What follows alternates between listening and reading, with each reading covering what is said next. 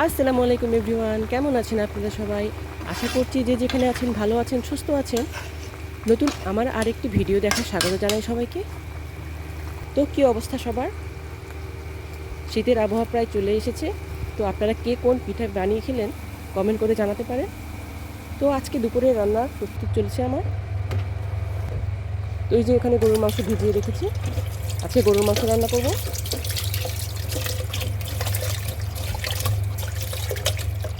সকাল সকাল উঠে ভিজিয়ে রেখেছিলাম, যেটা খুলে গিয়েছে, এখন ধুয়ে নিচ্ছি।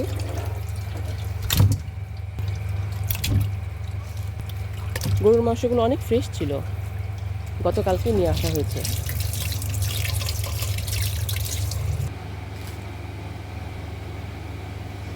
এই তো পরিষ্কার করে ধোয়া শেষ।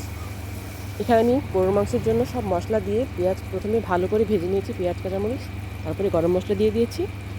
এরপর এখানে হলুদ, আদা, রসুন, মানে গরুর মাংসের যেসব মশলা লাগে সবগুলো দিয়ে সামান্য একটু পানি দিয়ে ভালো করে মিক্স করে নিব এবং এটা কম আছে সময় নিয়ে আস্তে আস্তে কষিয়ে নেব। আমি সবসময় মাংসের মশলা মশলা দিয়ে অনেক সময় ধরে কম আঁচে কষিয়ে নিই। আপনারাও যদি কষিয়ে নেবেন অনেক সময় ধরে, তাহলে মশলার খেতে অনেকটা টেস্ট আরও বেড়ে যায়। কম আঁচে যত কষিয়ে নেবেন আপনার মাংসের স্বাদ ততটা বেড়ে যাবে। এই তো সব মশলা মিক্স করা হয়ে গিয়েছে। এখন আমি এটা হালকাভাবে নেড়ে দিচ্ছি। একটু সময় নিয়ে কষিয়ে নিব অনেকক্ষণ।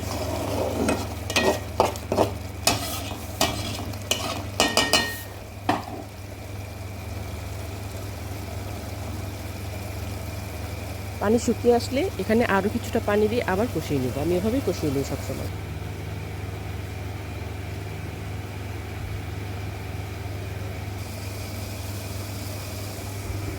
পাশের চুলাতে আমি দেশি মুরগির মাংস রান্না করছি। এটা দেশি মুরগির পাতলা ঝোল রান্না করছি। এখানে প্রায় কষানো হয়ে গিয়েছে, এখানে ঝোলও অলরেডি দিয়ে দিয়েছি আমি। এই যে দেখতে পাচ্ছেন, এটা দেশি মুরগির মাংস।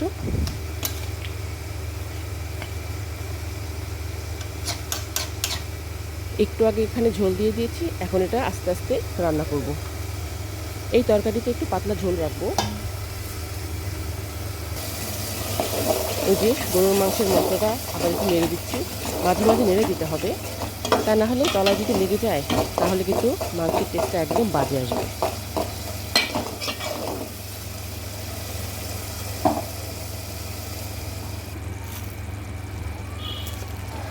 আমার মশলা কষানো শেষ, এবার গরুর মাংসগুলো আমি দিয়ে দিচ্ছি।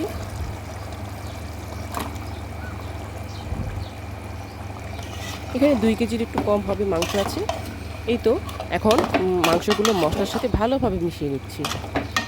এখন ভালোভাবে মেশানো হয়ে গেলেও এখন এই মাংসের সাথে মশলাগুলো অনেক সময় ধরে কষাবো কম আঁচে।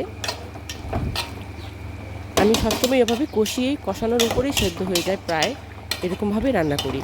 তাহলে এভাবে রান্না করে দেখবেন টেস্টটা অনেক সুন্দর আসে।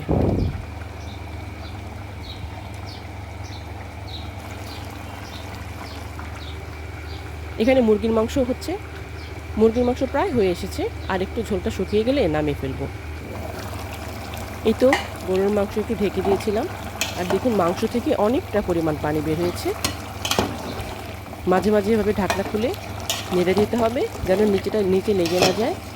মাংস থেকে অনেকটা পরিমাণ পানি বের হয়ে এসেছে, এই পানির মধ্যেই প্রায় আপনার 80% সিদ্ধ হয়ে যাবে। আর আমি পানিটা সম্পূর্ণ শুকিয়ে যাওয়ার পর তারপরে সামান্য একটু পানি দিই, তাহলে মাংসের যে এক্সট্রা একটা গন্ধ থাকে সেটা থাকে না, আর মাংসটা খেতে অনেকটা টেস্টি হয়। এক একজন এক একভাবে রান্না করেন,